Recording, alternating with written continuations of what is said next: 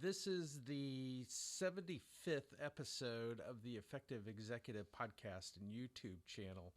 And this week, I want to respond to a question I got in an email about what this is. That's my microphone. And so you can see a little bit more of it. I made that adjustment this week so people can see. Somebody asked me why I had a hat on my YouTube channel. It's not a hat, it's a microphone. Maybe a better setup that I can do, but right now this is what I've been going with. This week I want to talk about how leadership falls short. And for those that have listened to me for a while, you know I talk about leadership programs that are on the internet.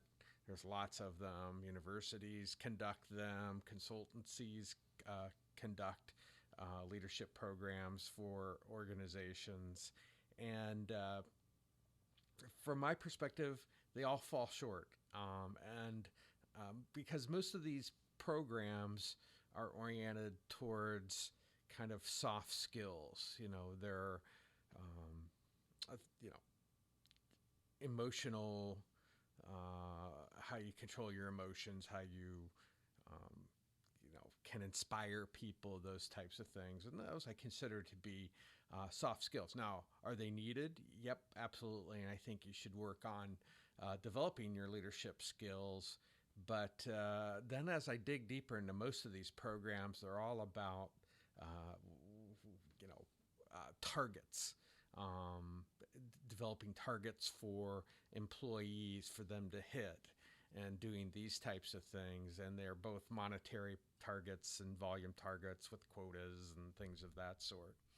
And early in my career, I came across the work of W. Edwards Deming, and he asked a totally different question, which was, by what method would you accomplish hitting these targets? And it really smacked me in the face at a time when I was a new manager, still trying to find my way, not getting much help from the organization that I worked with. But regardless, you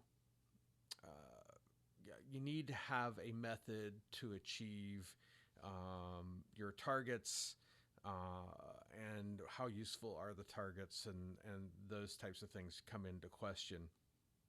And W. Edwards Deming questioned this whole aspect of management and executives and what leadership really is all about, at least from my perspective. And just having targets is not what I would call inspirational leadership. Here's your targets for the month. It isn't inspiring leadership. And most of the time these targets are arbitrary in nature. We're going to make so many in this quarter, therefore you're going to have to make so many of these widgets or do so many of these service calls and so forth. And so your leadership journey, to me, is not complete until you have methods that can accomplish making your organization better. Now, there's a whole series I can do with regards to targets. I may do one in the next couple of weeks. They have some downfalls too, other than missing method. But for this week, what I've learned from working with medium and large global organizations, literally all over the world, is that good leadership requires method. And I've run into enough leaders that can glad hand you to death, make you feel good, and do those types of things, but they're more or less empty suits. They don't really have methods to actually make the organization better. They can inspire people, but then when it comes to actually delivering, that's where things fall apart. And so what I've tried to do with my advisory firm is fill that void. I'm focused almost completely on helping executives with methods. And because I do believe that good leadership requires method, and I'm not denigrating leadership types of training programs at all. They just do not. They are devoid of method. And so, what methods do we need? And there's really five things that I take organizations through in order to develop methods. Five methods, if you will. One is a method for establishing a clear purpose or aim, and it's something that I do in a matter of, I'm going to say, depending on the organization and what the leadership team is like, anywhere from it can take anywhere from 2 to 8 weeks to do that, to get clear on their purpose and aim. And while I'm doing that, I'm also uh, uh, teaching them a method which is method two, for discovering data that's consistent with this purpose that we're developing. Uh, and as we're going through that, I filter in a method for making good decisions.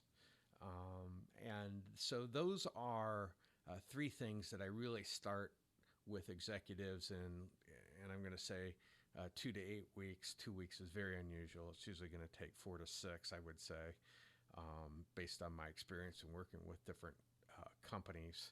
But 4 to 6 weeks to develop that purpose, to develop or discovering the data that you need in order to be consistent with your purpose. And some of that is data component is about moving you from results data to value data, or what I reference as value data. And results data are basically financials. Typically, they're the result of the actions that you take that create value within your organization. And so those are uh, really the three things, with the decision making thrown in there also as we're going through this. It's all kind of threaded together a bit, but getting clear on purposes is job one. And if you have an executive team that has a lot of new players, or um, you know they're seem to be floundering a bit as far as everybody seems to be aiming towards a different uh, purpose, then it's a useful exercise to go through. And either my online education program, or me personally coming and helping your group through it.